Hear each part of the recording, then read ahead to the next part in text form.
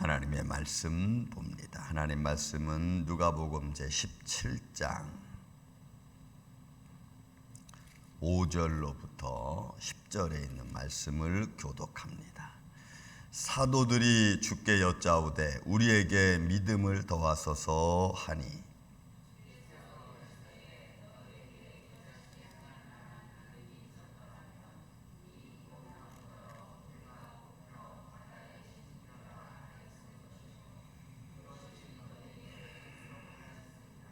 너희 중 누구에게 밭을 갈거나 양을 치거나 하는 종이 있어 밭에서 돌아오면 그더러 곧 와 앉아서 먹으라 할 자가 있느냐.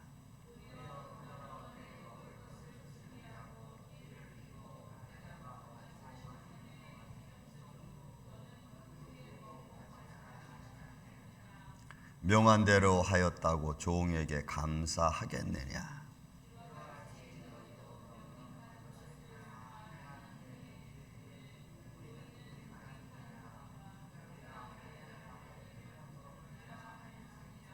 아멘.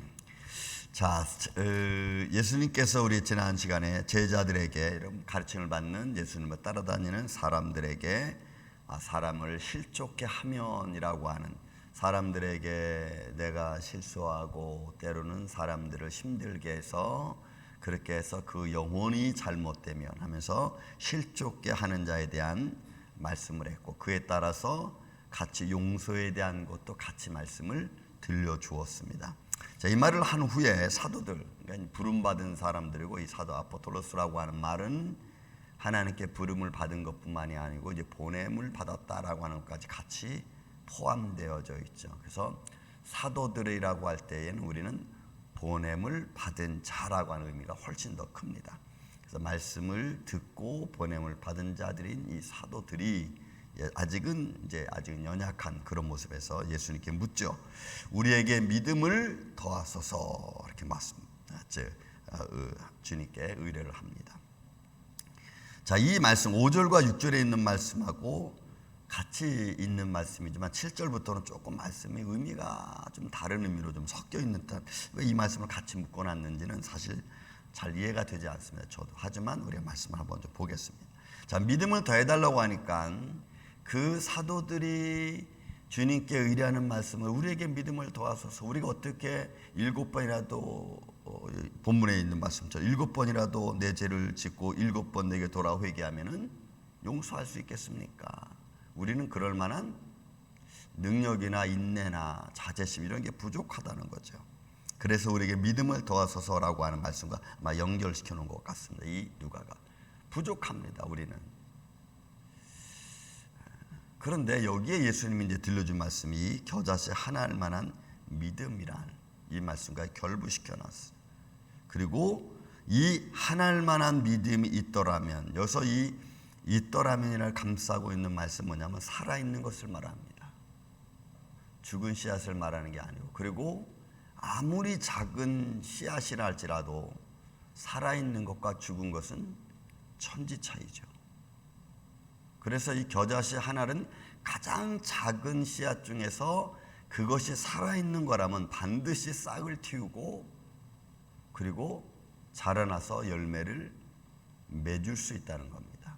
그래서 지금 여기서 예수님이 제자들, 사도들에게 말하는 것 중에 하나일 만한, 겨자씨 하나일 만한 믿음은 살아있는 믿음을 말하는 겁니다. 여러분, 살아있는 씨앗, 한국에서 2010년도 7월 14일 날 발표된 글이 하나 있어요. 오래된 건데, 그 함흥 경남 함성 성산산리라고 하는 그 지역에 사적 67호에 뭐가 하나 발견됐냐면 연꽃 씨앗 하나가 발견이 됐습니다. 그런데 그것이 탄소 측정 연대법으로 보니까 그게 700년 된 씨앗이라는. 근데 그 700년 된 씨앗을 심었는데 얼마 지나지 않아서 싹을 틔우고 그리고 1년 만에 꽃을 피웠습니다. 그러니까 700년 된 씨앗이 살아 있었다는 거죠. 이스라엘에서는 그보다 좀 더 오래된 대추 야자나무죠. 대추 야자나무를 씨앗을 찾았습니다. 근데 이것을 심었는데 이거는 아주 씨를 맺고 열매를 맺으려면 시간이 오래 걸리는. 그래서 아직 열매를 보지 못했다고 하는 그런 글을 제가 본 적이 있습니다. 저는 그 글을 읽으면서 그냥 느끼는 게 이겁니다. 살아있는 씨앗은 시간의 흐름에 상관없이 살아있는 씨는 반드시 싹을 틔우고 결국은 꽃을 피운다는 거죠. 우리의 믿음도 다르잖아요. 왜 예수님이 겨자씨 하나일 만한 믿음이 있더라면 이 뽕나무를 명하여 저리로 옮기라 멸하면 그게 되겠느냐. 이거는 다른 것 없어요. 믿음의 중요성이, 살아있는 믿음의 중요성입니다. 그러니까 저나 여러분이나 제가 이 말씀 읽을 때마다 사실 우리는 정말 살아있는 믿음을 갖고 살고 있느냐라는 거죠. 저도 제 자신을 늘 돌아볼 때마다 정말 내가 살아있는 믿음을 가지고 있나? 이런 생각을 종종 하며 기도할 때마다. 그러면서 정말 내가 살아있는 믿음 갖고 살아간다면 이런 너무 허접한 것까지 우리가 기도한다는 거예요. 우리의 삶의 일상들을 가만히 보세요. 어찌 보면 너무 한 별것 아니에요. 정말 허접한 거예요. 그런 건데 우리는 매일매일 기도합니다. 그러면서 느끼는 게 내가 정말 믿음을 갖고 있는 건가 아니면 못 믿어서 이거 기도하는 건가 하는 생각을 종종 해요. 성경은 예수님은 분명히 살아있는 자는 꽃을 피운다는 거예요. 그러니까 저는 여러분들의 기도가 살아있고 여러분들의 마음이 살아있고 살아계신 하나님을 믿는 마음, 믿음이 살아있고 또 그런 살아있는 믿음을 가지고 우리가 살아간다면 우리 삶 속에서 내가 대면하는 모든 주위의 환경 속에서 일들은 살아있는 믿음을 중심으로 해서 움직이는 줄로 믿습니다. 제가 보니까 그래요. 지금까지 이렇게 살아있는 믿음을 가진 자가 힘이 있고 능력이 있고 담대합니다. 그래서 그 사람을 중심으로 해서 살아갈 수밖에 없어요. 살아있는 믿음을 중심으로밖에 움직일 수밖에 없어요. 이 세상 원리는 힘 있는 자를 중심으로 해서 하나의 모임이 공동체가 이루어지는 것처럼 믿음이 살아있다고 하는 것은 어마어마한 파워를 우리 삶 속에 가지고 있는 겁니다. 그래서 살아있는 믿음을 중심으로 해서 가족이 이루어지고 그렇게 움직여지고 그렇게 빛이 날 수밖에 없는 거죠. 저는 여러분들이 너무 힘들고 어렵고 답답해도 마치 내 눈앞에서 이루어지지 않는 것 같다 할지라도 그런 보여지는 현상으로 우리의 삶이 다 되는 것이 아니기 때문에 저는 오늘 우리 찬양과 같이 공중나는 새를 보라. 저는 심지도 않고 거두지도 않되 하나님 먹이시는 것처럼 여러분들을 먹이시고 여러분들을 강건케 하시고 여러분들을 붙들어 주시는 그 하나님의 은혜 안에 여러분들이 믿음의 꽃을 살아있는 믿음의 꽃을 잘 피워서 하나님께 영광이 되고 우리에게는 기쁨이 되고 삶의 현장은 기쁨으로 이루어져 가는 저는 여러분들의 인생이 되기를 저는 주의 이름으로 축원을 드립니다. 제자들에게 그런 말씀을 지금 들려주는 거죠. 우리에게 믿음을 더해달라. 뭔 믿음을 더하겠어요? 너희 믿음이 살아있으면 이 뽕나무를 명하면 저절로 옮겨라 하면 그 된다. 이거는 변화고 창조고 새로운 겁니다. 그러니까 하나님의 살아계심은 우리가 어떻게 움직일지 아무도 모르지만 하나님은 그렇게 역사하신다는 거죠. 그리고 두 번째 비유 들려는 말씀이 여러분 7절부터 이제 이 말씀 가만히 보세요. 너희 중 누구에게 밭을 갈거나 양을 치거나 하는 종이 있어 밭에서 돌아오면 그더러 와 곧 앉아서 먹으라 할 자가 있겠느냐. 이건 생활 윤리고 도리입니다. 수고한 자에 대한 배려인데 그 세상의 논리와 세상의 교리, 윤리와 도리를 통해서 그런 종이 수고했다고 누가 주인이 그 종에게 칭찬하겠느냐 이거지. 또 종은 내가 그렇게 수고했으니까 당연히 내가 이런 걸 받아야 돼라고 여기는 종도 없을 거니와 그렇게 수고한 종에 대하여 마땅히 먼저 와서 내가 수고했으니까 먹으라 할 사람도 없다는 거예요. 그러니까 여러분 이런 말씀을 가만히 보면은 과연 우리는 어떤 논리를 갖고 신앙의 원리를 갖고 살아가느냐라고 하는 것을 우리가 좀 생각해 볼 필요성이 있어요. 저는 지금도 제가 97년도에 미국에 와서 우리 장로님이 건축하는 현장에 제가 갔습니다. 근데 그때는 이제 그렇게 큰 일이 없으니까 매일매일 가서 기도해주고 그러면서 그 일하는 그때 그 멕시칸 걔들 봤어요. 그 너무 거친 현장에서 일을 하는 거예요. 한국의 건축 현장보다 너무 여긴 거칠어요. 그들이 와서 그 먼지 나는 곳에 마스크도 쓰지 않고 그냥 손도 맨손으로 막 건축자재 막 들고 막 독재 벽 헐고 막 그런 걸 보고 제가 그랬어요. 우리 장로님에게 장로님 현장에 먼지가 너무 많으니까 좀 물 좀 뿌리고 그 먼지 좀 걷고 그리고 좀 장갑도 좀 끼고 일하라고 좀 하면 안 되겠습니까? 내가 물었더니 목사님 그렇게 하면 안 됩니다 그러더라고요. 왜요? 자기들이 우대받는다고 생각하면 쟤들은 일을 안 한대. 그 말을 듣는데 맞는 말 같은데 좀 마음이 불편해. 그래서 뭐 안 된다니까 뭐 내가 더 이상 말하진 않았는데 그러면 이제 시간이 쭉 지나왔잖아요. 느낀 게 하나 있어요.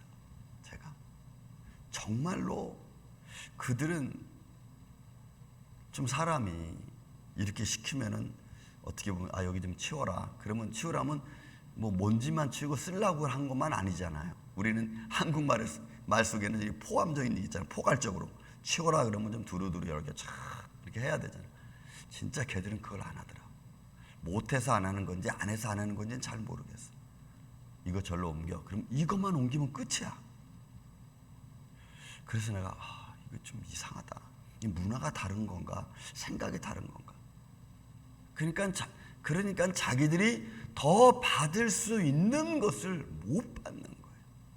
그때 제가 처음에 여기 97년 왔을 때 그들이 임금이 여러분 20불에서 30불이야. 하루 임금이.